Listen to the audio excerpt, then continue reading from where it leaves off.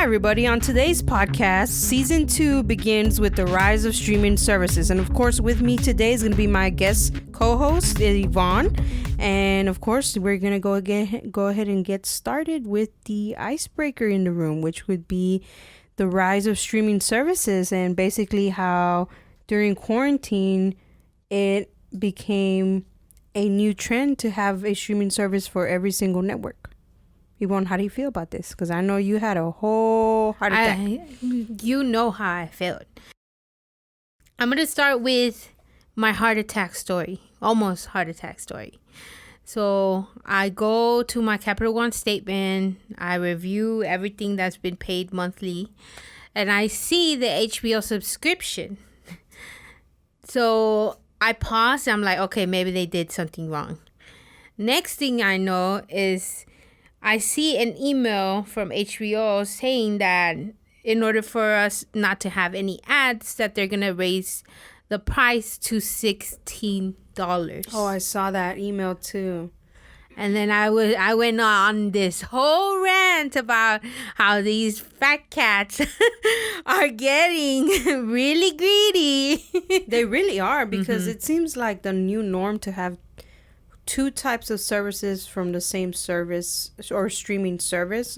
So one with commercials, one without. You know, Hulu has been doing that for quite some time, way in advance. But I feel like the way Hulu did it was because they were putting same network shows the next day, as opposed to like HBO that's just putting like content that we used to see on Netflix. So I can see why. And it's ridiculous. So in preparing for this podcast, I started looking at the fees for all of these subscriptions, and it's overwhelming because you have Netflix, HBO, Prime, Peacock, Hulu, Disney Plus, Paramount, and I might have forgotten some, but they're like Discovery Network now. Exactly. So they're all, which brings me to the question, so what's the point of having cable? You mean, what's the point of cutting cable? Exactly. If you're basically going to pay for every single channel. Well, but look at it this way. People who are paying both cable and have subscriptions. Now, sometimes it comes included in a cable package. Yeah, like Peacock. Exactly. But other times people are just paying just so that they can have it on the snap of their fingers, which would be on the phone. Yep. But yeah, I mean, I kind of knew this was coming way back in 2016 when I did my thesis, my final thesis in digital media, and the top ones at the time were YouTube. YouTube, Netflix, and Hulu and Amazon were tied. Now it seems like, because even YouTube, I'm wondering if I were to do that same survey, if YouTube went less in the ranking, just because YouTube added that paid subscription service. Yes. Because back then it used to be free. Everything was free. Even the of YouTube course, originals. With everything being free, like they wouldn't allow like full episodes to be uploaded. But it's understandable. Because nothing's really free. But the more like ads and stuff like that they started putting on videos or monetary, that's where it started changing. And then the commercials are crazy now on YouTube. It used to be one commercial at the beginning and one commercial at the end. Four for now one video. you have them split in between 4. Facebook apparently also has joined the whole streaming service, which Facebook Watch, which I don't think they don't charge. They don't charge for their service, but they do put a lot of ads now in between the videos. Like, it's useless to watch Facebook videos now that are longer than 30 seconds, because then there'll be a 30-second ad right before or in between the video. So yeah, I guess the rise of streaming services, Yvonne, we've had okay, well, I'll let you go ahead and do the rundown of the current service providers and their prices. Okay, yes, just for you audience to be aware of what you might potentially be paying right now or have paid. So the first one is Netflix. That's $13.99 for 3 devices. HBO is $14.99 with no ads. Prime is $8.99. Peacock is $9.99 ad free. Hulu is $11.99 no ads, and Disney Plus is $7.99, and the newest one, Paramount Plus, is $9.99 ad free. Wow, and that's only naming the main popular ones right now that have come up, because apparently the other thing with these networks is they all have some type of original content. Yes. So unlike, I guess, let's not jump. Oh, Karen, you know what I forgot? Quibi. Oh yeah. Did anybody even watch? Is it still working? They had really good. I think they had potential for new good content, but because it was it wasn't developed good. That's all I'm gonna say, because Quibi is a whole different topic. Wasn't it like 30-second episodes or something? It was like that? a 5-minute episodes, and then you had some shows that had 10-minute episodes, but I don't see the point of having those 10-minute episodes. It just didn't make sense. Yeah, I might as well just put the whole thing. But the concept on some of the shows were really good. So their content had potential. Yes. The platform was a disaster. No, it was a disaster. So if any movie studio producers are somehow find this podcast, just know that you can go and poach some of the content from Quibi, aka, and put it on Netflix, HBO, Paramount, Hulu, Amazon. I mean, the list goes on now. But yes, so yeah, I agree. I mean, that's a fair point. And then, you know, the other thing that people forget, Netflix blocks 4K content. So if you have a 4K TV, apparently you don't get to see 4K content unless you subscribe to that tier of 4K content. So that's on top of the 3 devices or 2 devices at the same time. Yeah, so when I started researching the fees, I basically went with what a family might choose. Of course, we definitely know that people don't like ads, so they're willing to pay. Yeah. We definitely know that they're going to be sharing in different devices. And we also know that some of these streaming services they have to get because that's basically their cable TV. Yeah, because a lot of people cut the cable cord. Yeah. I mean, because honestly, the stuff that you see on cable is the stuff that you're going to find on Netflix, just with no commercials and whenever you want to watch it. Yeah. So there really is no point to cable at this point. But then that makes you wonder that if that's the reason why basically they said, okay, all right, y'all don't want to pay for cable, then we're going to make y'all pay for every single cable channel that you're going to want to watch, which in some cases it's like adding your own packages or making your own packages, cable packages. But see, this is where we get to that area where it upsets me. Aside from the price increases that now they can pretty much do every 2 years or every year, claiming that, oh, you know, we're creating original content, so we're going to increase it to make sure that we keep that level of content, which I call bullshit on, because Netflix starts a show and then they cancel it literally the next next season. So there's really no point in a person investing in a TV show unless you know for sure it's going to have at least a second season, or they're going to finish it like a mini series. So I can see why people get like picky with their content and where they consume it. And I guess if I had to choose one, honestly, we're not even the ones that watch Netflix at the house anyways. No. So actually that brings me to something. So I started thinking, I'm like, which streaming service is the one that I have to have? And that's, for me, it's HBO.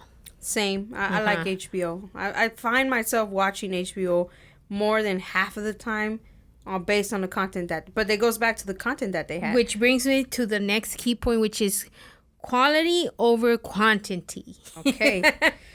Honestly, for me, it would be quality because, for example, say you have only one piece of red velvet cake. But you have an unlimited supply of cookies, chocolate chip cookies. Would you rather get the chocolate chip cookies, but you have an unlimited supply, or would you rather get the red velvet cake? That's delicious. Oh, to me, no, I can't. It's Sophie's choice. Oh Lord! To me, it would be the red velvet cake. I'd rather have that really good, delicious. But then again, you started with cake. a terrible example for me. I'm a sweet person. Yeah, that's why I did sweets. Yeah, So in streaming services, I'll cut everyone. I'll go remotely. I'll create my own content. Oh Lord! Okay, TikTok. I'm wondering if that's why people started migrating to TikTok now. Maybe, could be.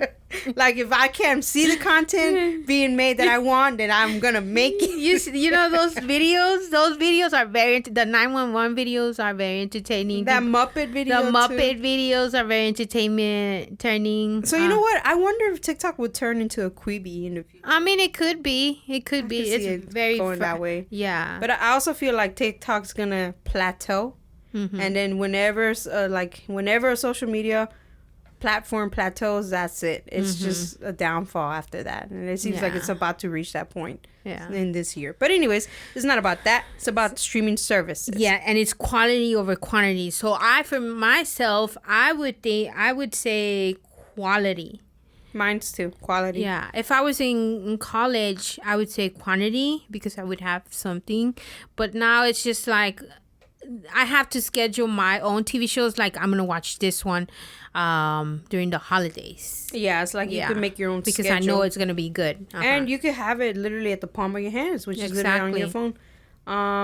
Yes, I would say quality, and basically because the shows that they have on HBO are shows that I preferably enjoy watching. Mainly they're cartoons. Like once they put the Justice League and the Superman and the Batman the animated series, that's it. HBO has so much quality that it's that the quantity that they have, it's not a lot. It's not a lot. They really don't have a big library. Yeah, because I started browsing. I'm like, wow, that's not a lot. But I can rewatch Veep. I can rewatch Game of Thrones, except for last season. I can watch all of these movies and I'll still be okay. I'm watching HBO. I'm spending my time on HBO. Yeah. Whereas Netflix, I feel like it's going the reverse. Netflix is producing, but I have only watched one movie out of whatever they produce, and I think that movie was, oh my God, I forgot. Oh yeah, and that's the other thing. So HBO is also producing movies, but they're also producing content. Yes. So for them, they have two because they're co-partner with Warner Brothers, which is one of the biggest studios. Yes. So they're literally doing same day releases as the movie theaters, and you're watching that movie at home. So I guess to me the next topic, because that another thing that goes with the type of content that you pay for is also how many devices can stream it at the same time, which basically means limiting how many people can be using that same account. And that goes with the quality and quantity, because more than likely, if you notice it, quantity, which is Netflix has started, back then they didn't limit the devices, so you had a lot of people sharing their, shout out to the person who paid for Netflix. People still do it anyways. But now they've limited it to only 2 devices at the same time, so only 2 people can watch it at the same time. Now, obviously, you can do, I think, up to 5 or more. Yeah, but then that's you extra. Pay like 30. You're like paying $25 now for that. So it's not worth. And even if everybody pitches in, it's still, to me, it feels like it's not really worth it, because you would have to really be using it every single day. So now that goes to like what you said before, which is families. I can see families doing that, because if you have a household of 5, you're already running up your limit. Maybe you're running 4. But tablets, kids got their tablets, parents maybe watching different TV shows, etc. Okay. But to me, I think what they're starting to do is they're starting to basically go the route of cable, which is the reason why everybody jumped from cable. Yes. Which is limiting to the household. And then the other thing with Netflix is they only have a certain demographic now, because they're only it seems to me that they're only producing for young adults. Yeah, I've seen some. Their target audience is mainly young adults, which I can see why, because that's most of these kids unlike us, grew, and I think this is a generational divide. They already grew up with an established social media platform and established streaming services.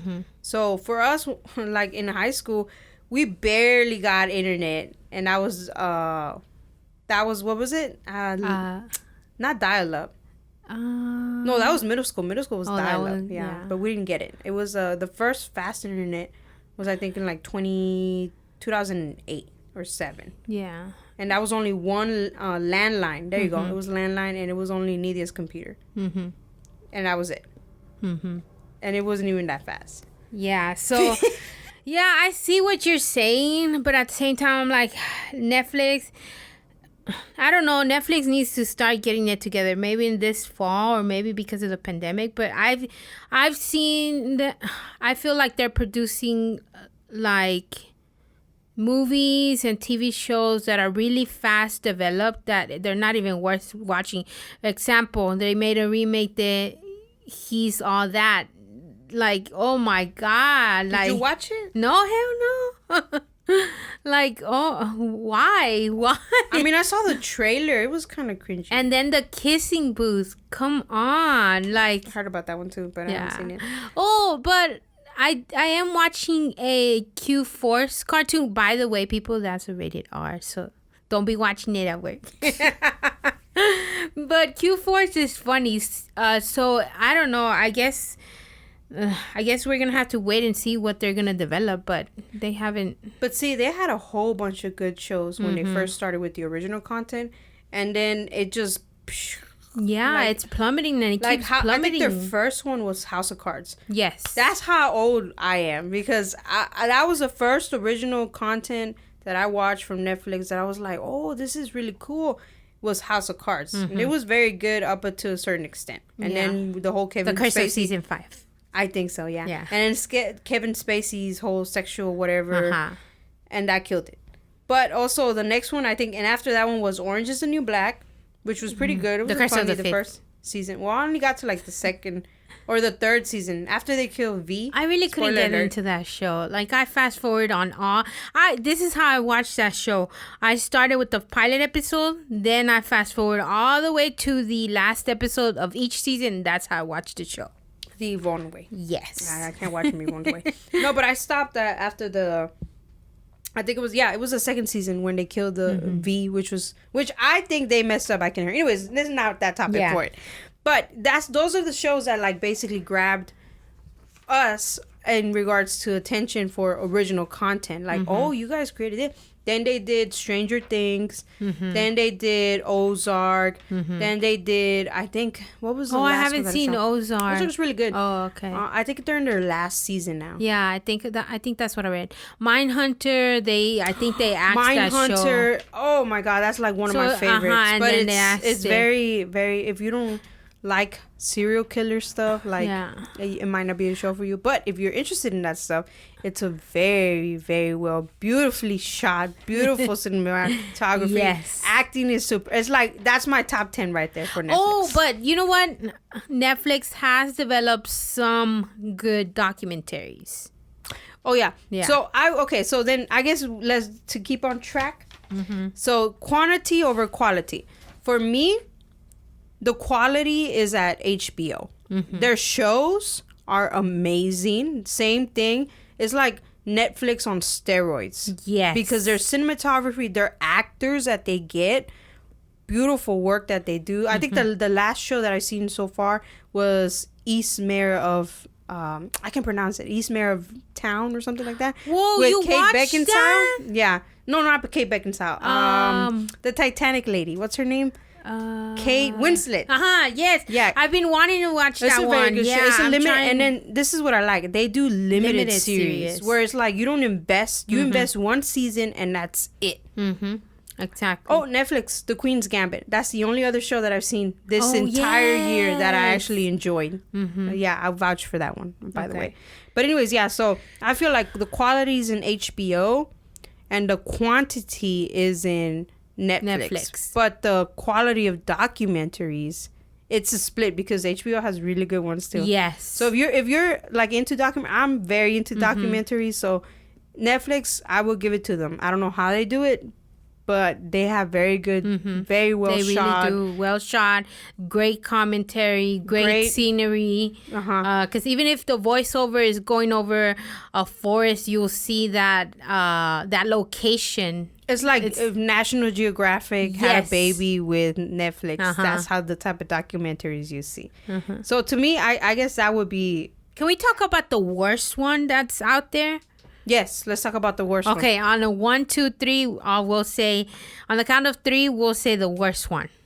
1, 2, 3. Peacock. Oh, that's exactly what I was gonna say. I was like, yeah. It was Amazon Prime and Peacock both for me. I like Amazon Prime. But the reason why Peacock is literally on the bottom of my list is because their app is the worst. Oh God, yes, their user interface is horrible. Yes. See, that's a whole other topic too, because I feel like Netflix has the best user interface. Like it's really easy; anybody can use it. And if anything, over the years, they just poof. They set the standards of standard for it. Yeah, of it. What Hulu has the worst one as well. I don't like Hulu's. No, it got better.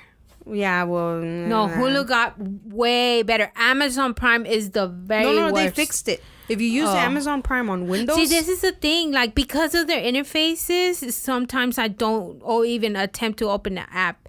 But Peacock, because of the original content that they have, that's why I have to open the application, and then it crashes, and then I have to restart it again. You know, I tried watching Peacock when we first got it, and I just couldn't get into it just because A, the commercials, B, the interface, and C, I was like, oh my God, it's too much to like, ugh. They don't have enough content either. They started actually putting new content. So it's slowly developing. And I have a feeling that it's going to develop further. Probably. Or somebody's going to purchase it.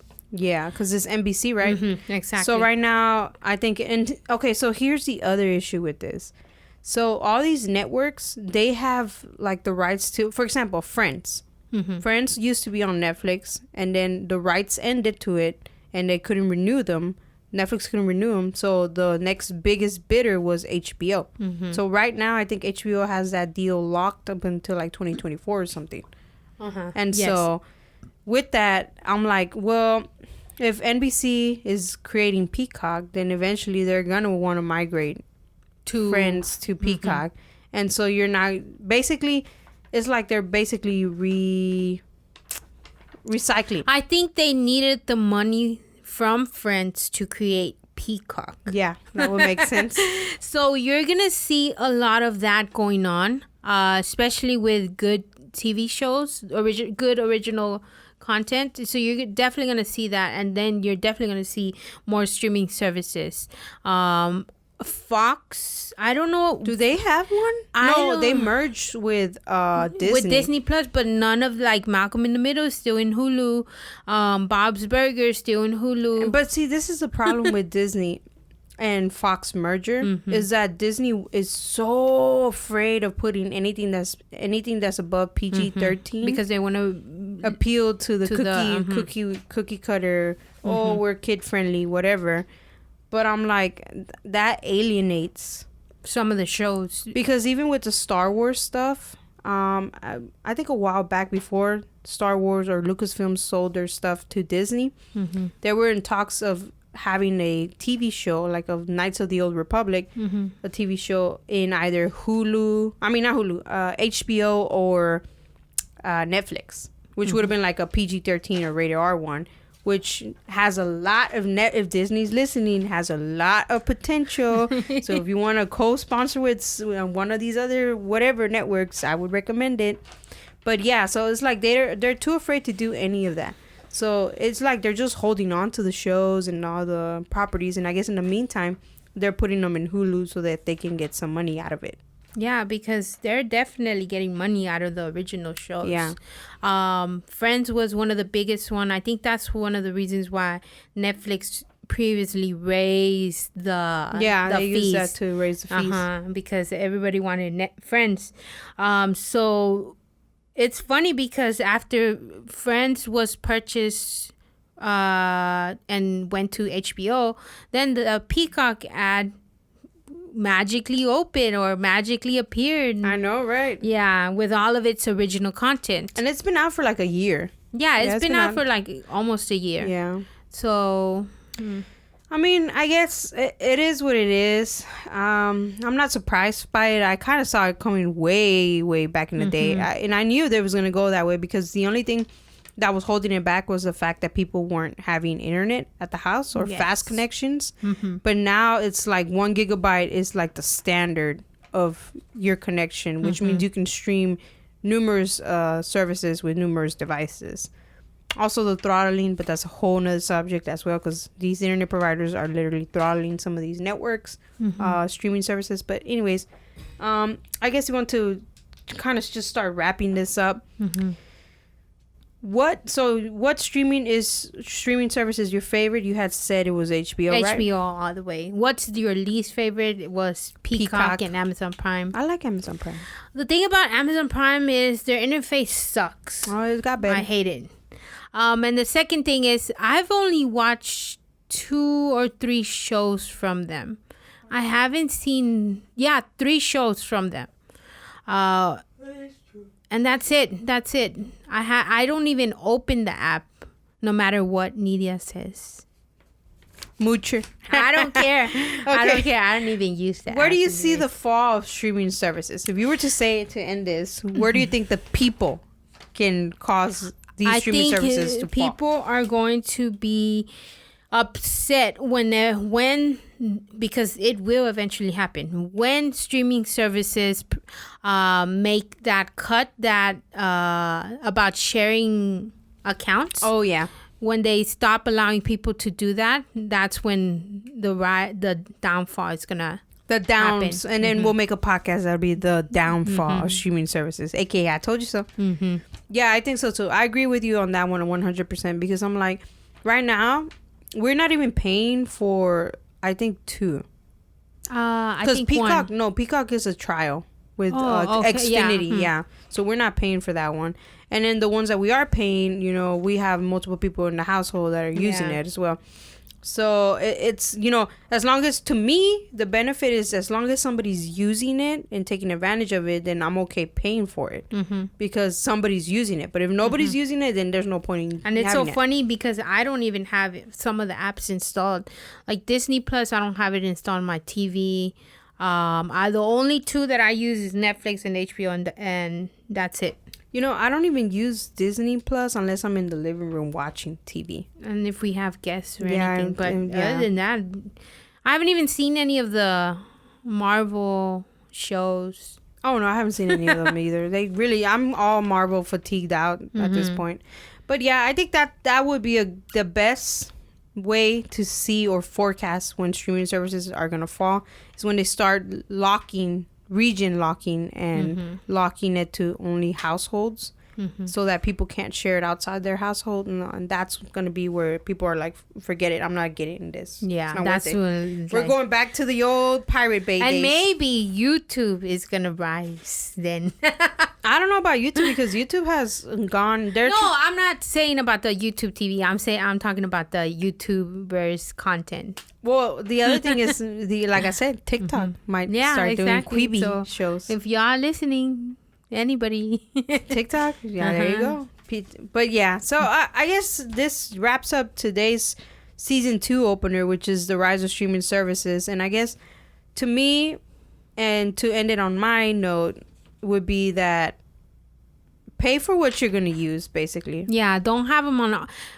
I have 3 things. Don't have them on auto pay, because sometimes people do that and they're not realizing that they're paying for a streaming service that they're not using.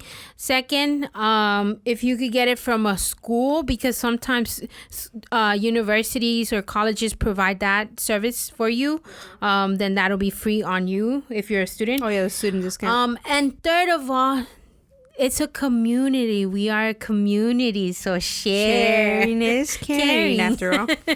But yeah, so that'll conclude today's season 2 opener. Thank you, Yvonne, for being my co-host today. And of course, we will be bringing you more content, so we recommend that you subscribe.